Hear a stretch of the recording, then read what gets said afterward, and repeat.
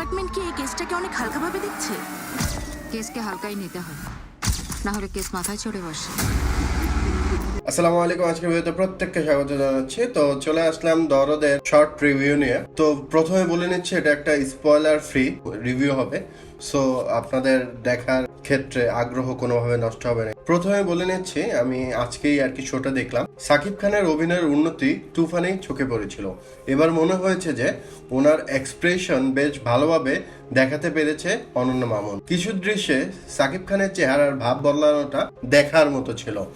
প্রথম অর্ধে কাহিনী build up হতে কিছু সময় লেগে যায় এবং সেই সময় সত্য বলতে কিছু কিছু অভিনেতা অভিনেত্রীদের ওভার অ্যাক্টিং দৃষ্টিকটু লেগেছে। মানে একটা পর্যায়ে ভেবেছিলাম ব্রেকের সময় বের হয়ে যাব, তবে গল্প থ্রিল হতে শুরু করে দ্বিতীয় অর্ধে এবং প্লট টুইস্ট আসার সাথে সাথে বোঝা যায় যে আসল গল্প এখানেই।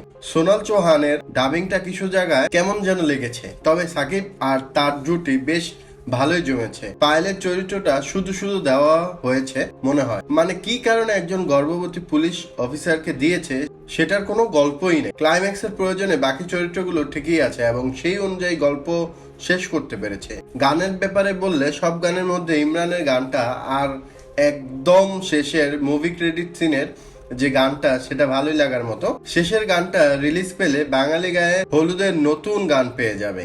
সবশেষে বলতে গেলে গল্প, চরিত্র, অভিনয় আর গান মিলে একবার দেখার মতো মুভি মনে হয়েছে আমার কাছে। আপনাদের কেমন লাগলো কমেন্টে জানাবেন। ধন্যবাদ সকলকে।